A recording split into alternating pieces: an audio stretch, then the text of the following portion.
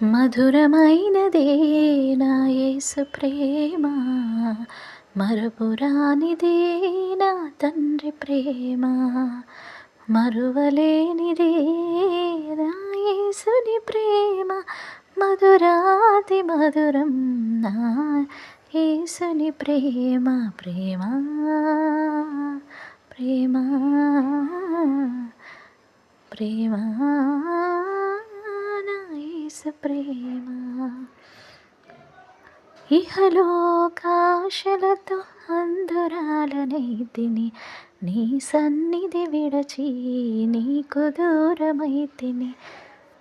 చల్లని స్వరముతో నన్ను నీవు పిలచి, జీవమునొసగిన నీ ప్రేమ మధురం.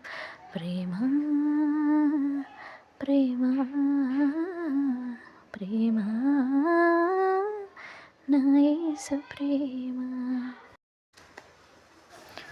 ఆమోసు గ్రంథము 9వ అధ్యాయము 11వ వచనం నుంచి 15వ వచనం వరకు చదువుకుందాం. పడిపోయిన దావీదు గుడారమును ఆ దినమున నేను లేవనెత్తి దాని గోడను బాగుచేసి దాని పోయిన చోట్లను బాగుచేసి ఎదోము శేషమును నా నామం ధరించిన అన్యజనులందరినీ నా జనులు స్వతంత్రించుకొనున్నట్లు పూర్వపు రీతిగా దాన్ని మరలా కట్టుదును. ఈలాగు జరిగించు యెహోవా వాక్కు ఇదే. రాబో దినముల్లో కోయువారు దున్నువారి వెంటనే వత్తురు, విత్తనము చల్లువారి వెంటనే ద్రాక్ష పండ్లు తొక్కువారు వత్తురు. పర్వతముల నుండి మధురమైన ద్రాక్షరసము స్రవించును, కొండలన్నీ రసధారలగును. ఇదే యెహోవా వాక్కు. మరియు శ్రమ నందుచున్న నా జనులకు ఇశ్రాయేలీయులను నేను చెరలో నుండి రప్పింతును. పాడైన పట్టణములను మరలా కట్టుకొని వారు కాపురముందురు. చివరి వచనము, వారి దేశమందు నేను వారిని నాటుదును. నేను వారికి ఇచ్చిన దేశంలో నుండి వారు ఇక పెరికి వేయబడరని నీ దేవుడైన యెహోవా సెలవిచ్చుచున్నాడు. మరి ఈ యొక్క వచనాలలో మనము దేవుడు ఇచ్చే ఈ యొక్క వాగ్దానం ఏంటి అని అంటే, పడిపోయిన దావీదు గుడారము నేను లేవనెత్తి దాని గోడను బాగు చేసి దాని పోయిన చోట్లను బాగు చేసి నా నామం పూర్వపు రీతిగా దాన్ని మరలా కట్టుదును. ఇప్పుడు ఎవరైనా సరే పడిపోయిన స్థితిలో ఉంటే లేదా పాడైపోయిన స్థితిలో ఉంటే, తర్వాత మనము లోకంలో అన్నీ నష్టపోతూ ఉంటాం కదా, ఆరోగ్యము, తర్వాత ఆస్తి, ధనము, పేరు ప్రఖ్యాతలు, గౌరవ మర్యాదలు, మరి సంబంధ బాంధవ్యాలు, మరి మనకు కావలసిన మనిషి జీవించడానికి కావలసినవి ఎన్నో ఉంటాయి కదా. ఏమేమి ఉంటాయి? మొదట మనకి మన పక్కన ఎవరు కావాలి? మనకంటూ తోడు ఉండాలి. తర్వాత మనకంటూ కుటుంబం ఉండాలి. మన కష్ట సుఖాలను పంచుకోవడానికి, చూసుకోవడానికి మనకంటూ ఒక కుటుంబం ఉండాలి. మన బాధలో, నిట్టూర్పులో, కష్ట సుఖంలో కూడా పాలు పొందుకోవడానికి మరి కుటుంబం ఉండాలి. మరి వీళ్ళు మాత్రమే కాకుండా మనకు సమాజం వారు కూడా అవసరము. మరి సమాజం వారు ఉండాలి. తర్వాత మనము మంచిగా బ్రతకడానికి మనకంటూ ఒక సంపాదన ఉండాలి. తర్వాత మరి ఎప్పుడు బంధుమిత్రులు ఉండాలి. తర్వాత ఏముండాలి మన జీవితంలో అని అంటే, మరి సంపాదన ఉండాలి, ఆస్తిపాస్తులు ఉండాలి, ఐశ్వర్యం ఉండాలి, అంతస్తులు ఉండాలి. ఇంకేముండాలి అని చెప్పుకుంటే కనుక మంచి పేరు ప్రఖ్యాతులు ఉండాలి, కీర్తి ఘనతలు ఉండాలి. మరి ఇవన్నీ మనకి దేవుడు మరి మనిషిని సృష్టించినప్పుడు ఇవన్నీ కూడా మనకు దేవుడు ఇచ్చినవే. మరి ఇవన్నీ ఇచ్చినప్పుడు ఇవన్నీ పొందాలని మనకి ప్రతి ఒక్కరికి కూడా కోరిక, ఆశ తర్వాత ఉంటుంది. మరి కొంతమంది జీవితంలో ఏం జరుగుతుందంటే, బంధువులు కానీ కుటుంబస్తులు కానీ దూరం అవుతారు. ఇంకా మన యొక్క క్లోజ్ ఫ్రెండ్స్ దూరం అవుతారు. తర్వాత మన యొక్క సహచరులు దూరం అవుతారు. అంటే పెళ్ళైన తర్వాత కూడా భార్య లేదా భర్త దూరం అవుతారు. తర్వాత ఇంకా మనము సంబంధ బాంధవ్యాలు కోల్పోతాము. ఒకానొక పరిస్థితిలో మనకి పేరు ఘనతలు దూరం అవుతాయి. మనకున్న మంచి పేరు కాస్త పాడైపోయి చెడ్డ పేరుగా అయిపోతుంది. మళ్ళీ తర్వాత మనకున్న కీర్తి ఘనతలు కూడా పోయే పరిస్థితి వస్తుంది. తర్వాత ఇంకేముంటాయి లోకంలో, మరి మనకి ఇహలోకంలో మనం బ్రతకడానికి కావలసిన ఇవన్నీ కూడా మనం కోరుకునేవే. ప్రతి ఒక్క మనుష్యుడు కోరుకునేవే. మరి ప్రతి ఒక్క మనిషికి కావాల్సినవి ఏంటి అని అంటే, ఫస్ట్ 3 రకాల కోరికలు ఉంటాయి మనిషికి. ఒకటేమో మొదట మనం బ్రతకడానికి కావలసిన బేసిక్ నెసెసిటీస్ అంటే మరి ఫుడ్, క్లోతింగ్, షెల్టర్ అని అంటే మరి మనం ధరించడానికి వస్త్రాలు, తర్వాత రోజు తినడానికి ఆహారము, మరి ఉండడానికి ఒక నివాసము. ఇవి మనకి ప్రాముఖ్యమైన మినిమం ఉండవలసిన విషయాలు. మరి ఇవి తీరిన తర్వాత మనిషి కోరికలు ఇంకా కొంచెం పెరుగుతాయి కాబట్టి అప్పుడు మనకు కావాల్సింది ఏంటి అని అంటే కంఫర్టబుల్ లైఫ్ కావాలి అని కోరుకుంటారు. కంఫర్టబుల్ లైఫ్ అంటే ఇంకా కొంచెం అంతస్తు పెరగాలి, ఇంకొంచెం డబ్బు రావాలి, ఇంకొంచెము మనకి పలుకుబడి రావాలని చెప్పి. మరి అది కూడా దాటిన తర్వాత మళ్ళీ ఇంకేం కోరుకుంటారంటే రిచ్ లైఫ్ స్టైల్ ఉండాలని, లగ్జరియస్ లైఫ్ స్టైల్ ఉండాలని. ఇది 3వ అంతస్తు అన్నమాట. మరి ఈ విధంగా ప్రతి మనిషి కూడా ఉన్న వాంట్స్ అంటారు ఇంగ్లీష్లో. మరి మనకి ఎకనామిక్స్ చదివే వాళ్ళకి ఈ యొక్క 3 టర్మ్స్ గురించి మనకి ఎకానమిస్టులు విభజించారనమాట మానవ కోరికలని. మరి ఇవన్నీ కూడా ప్రతి మనిషికి ఉండేవే, మనం సహజంగా చూసేవే. మరి ఒకానొక పరిస్థితిలో కొంతమందిలో ఇవన్నీ కోల్పోతూ ఉంటారు. 3వ మెట్టైన లగ్జరియస్ లైఫ్ని కొంతమంది కోల్పోయి మధ్యస్థ స్థితికి వస్తారు. మధ్యస్థ స్థితి అని అంటే కంఫర్టబుల్ లైఫ్. మరి కంఫర్టబుల్ లైఫ్ని కూడా కోల్పోయి మరి మొదటి మెట్టు ఏంటి? నెసెసిటీస్. ఈ నెసెసిటీస్కి వచ్చే పరిస్థితి వస్తుంది. అప్పుడు 3వ అంతస్తు అనుభవించిన వాళ్ళు బేసిక్ నీడ్స్ దగ్గరికి పడిపోయేసరికి వాళ్ళకి ఏమవుతుంది? బాధ అనిపిస్తుంది. మరి సంబంధ బాంధవ్యాలు, చుట్టాలు అందరు ఉన్నప్పుడు మరి అందరూ ఉన్న పలంగా అందరు దూరం అయిపోతే, స్నేహితులు, బంధువులు, మిత్రులు, మరి ఫ్రెండ్స్ ప్రతి ఒక్కరూ మనకి దూరం అయిపోయినప్పుడు మన పరిస్థితి ఒంటరితనం అయిపోతుంది. మరి ఒకానొక పరిస్థితిలో మరి వివాహం జరిగిన వాళ్ళకి మరి వివాహం సక్సెస్ కాకుండా ఫెయిల్ అయిపోయి మరి అలాంటి పరిస్థితి వచ్చినప్పుడు కూడా మనకి ఏమవుతుందంటే అందరూ కూడా దూరం అయ్యే పరిస్థితి వస్తుంది. మనము ఏ సంబంధాల్లోనైనా విజయవంతంగా ఉన్నప్పుడు అన్నీ మనకి కలిసి వస్తాయి. కొంచెం ఇటు అటు అయినా కూడా మరి అన్నీ తేడా కొడతాయి కదా. మరి ఆ విధంగా మరి పరిస్థితి అలా వచ్చినప్పుడు మనం కృంగే అవసరం లేదు. కృంగిపోయి నీరసించి బాధపడుతూ మరి జీవితంలో ఎన్ని కోల్పోయినా కూడా దేవుడు మనకిచ్చే మంచి వాగ్దానము, లేకపోతే మనకిచ్చే ఒక హోప్, ఒక ఆశ, మరి భవిష్యత్తు మీద ఒక సెక్యూరిటీ, ఒక ఆశ ఏమిస్తున్నాడు దేవుడు అని అంటే, ఈ యొక్క ఆమోసు గ్రంథంలో 9వ అధ్యాయము 11వ వచనం నుంచి మనము 15 వచనాలు చూసుకుంటే ఈ యొక్క వాగ్దానాలన్నీ కూడా దేవుడు ఇస్తున్నాడు. ఏమని చెప్తున్నాడంటే, పడిపోయిన దావీదు గుడారం అని అంటే ఇప్పుడు అక్కడ ఇల్లు అనుకోండి.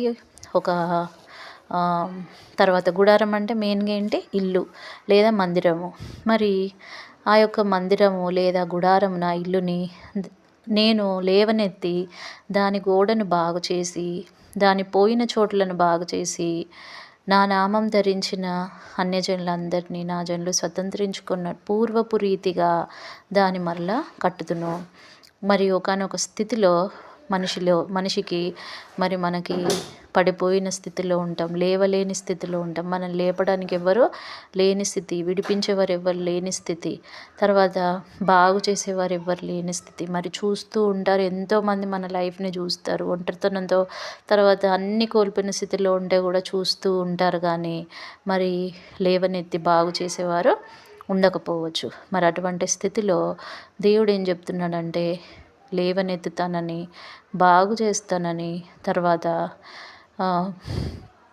ఇంకేం చెప్తున్నాడంటే దాన్ని మరలా కట్టుదును. మరలా దేవుడిచ్చే ఒక గొప్ప నిరీక్షణ ఏంటంటే మరలా కట్టుదును అని చెప్తున్నాడు. ఈలాగు జరిగించు యెహోవా వాక్కు ఇదే. మరి ఈ విధంగా దేవుడు వాక్కు మనకి ఒక వాగ్దానం ఇస్తున్నాడు. రాబో దినంలో ఇంకేం చెప్తున్నాడు దేవుడు అనంటే, పర్వతముల నుండి మధురమైన ద్రాక్షరసం స్రవించును, కొండలన్నీ రసధారలగును. ఇదే యెహోవా వాక్కు అనంటే, మరి మధురం అంటే తీపి. మరి దానికి ఆపోజిట్ ఏంటి? కొంతమంది జీవితాల్లో చేదుగా ఉంటాయి. అంటే ఎప్పుడు బాధ, ఎప్పుడు ఉండకూడని పరిస్థితులు, ఎప్పుడు హింస, వేదన, బాధ.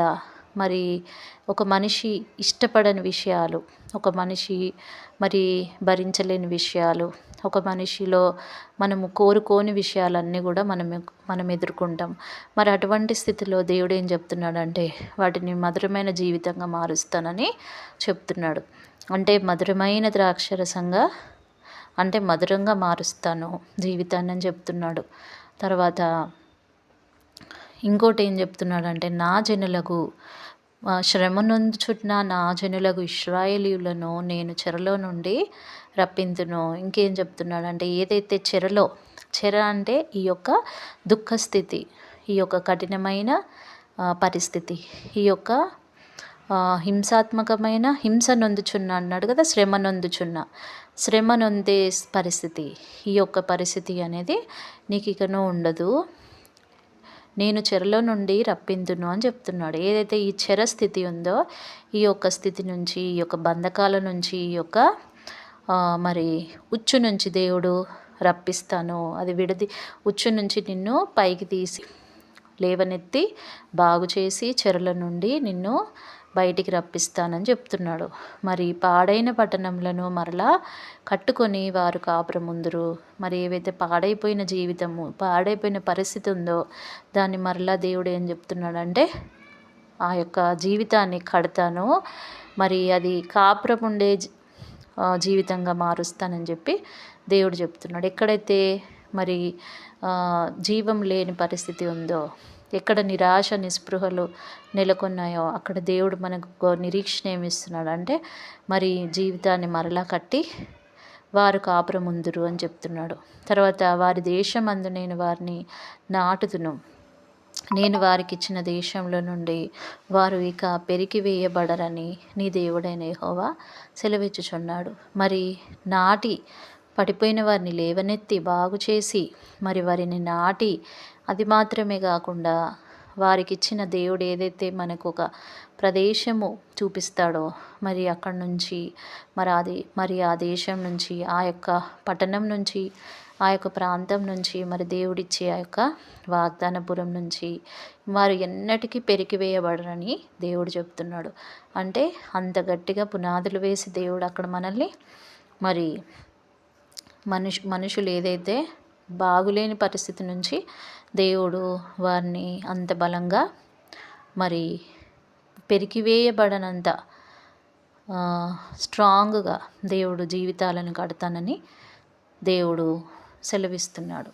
మరి ఈ యొక్క మొదటి ఆదివారము జనవరి 2026 మొదటి ఆదివారము. మరి ఈనాడు దేవుడిచ్చే ఈ యొక్క గొప్ప వాగ్దానాన్ని మనం చేతపట్టుకొని మరి మనలో ఎవరైనా సరే బాధలో, వేదనలో, కృంగిన స్థితిలో, మరి అవమానము, అపనిందలు, మరి ఎవరు లేని పరిస్థితి, మనకంటూ ఎవరు లేని పరిస్థితిలో ఉన్నవారు, కృషించిన వారు, వేసారిన వారు, నిస్పృహలో ఉన్నవారు, మరి చేదైన అనుభవంలో ఉన్నవారు, వీరందరి జీవితాలు దేవుడు బాగు చేసి మరి మధురంగా మారుస్తానని, మరి ఎవరైతే కుటుంబాలను కోల్పోయారో, మరి పాడైపోయిన పట్టణాలు ఉన్నాయో, మరి ఇల్లును కోల్పోయారో, ఇల్లు అనంటే మన యొక్క జీవితము, లేకపోతే మ్యారేజ్ అయిన తర్వాత మ్యారేజెస్ ఫెయిల్ అయిన వాళ్ళు, మరి లవ్ ఫెయిల్ అయిన వాళ్ళు, మరి ఇలాంటి వాళ్ళకి దేవుడిచ్చేది ఈ యొక్క మంచి వాగ్దానము. పాడైన పట్టణాలు మరలా కడతానని చెప్పి దేవుడు చెప్తున్నాడు. కట్టుకొని వారు కాపురం ఉందిరని చెప్తున్నాడు. మరి ఈ విధంగా ఈ యొక్క మంచి వాగ్దానాన్ని పట్టుకొని గొప్ప నిరీక్షణతో మనం దేవుడికి ఎల్లప్పుడూ ప్రార్థన చేస్తూ మన జీవితాలను బాగుపరిచే దేవుడికి ఎల్లప్పుడూ కృతజ్ఞతాస్తుతులు చెల్లిస్తూ ఆయన నామాన్ని స్తుతిస్తూ మయంపరుస్తూ ఉంటే దేవుడు తప్పక మన ప్రార్థనలు అంగీకరించి మనందరినీ మరి జీవితాలను మంచిగా మార్చే దేవుడై ఉన్నాడు. కృంగిన వేళ ఓదార్పు నీవేగా, నన్ను బలపరచు నా తండ్రి నీవేగా. మరువగలనా నీ మధుర ప్రేమను, యేసు నా జీవితాంతము, యేసు నా జీవితాంతము. చేయి పట్టుకో నా చేయి పట్టుకో, జారిపోకుండా నీ పడిపోకుండా, యేసు నా చేయి పట్టుకో.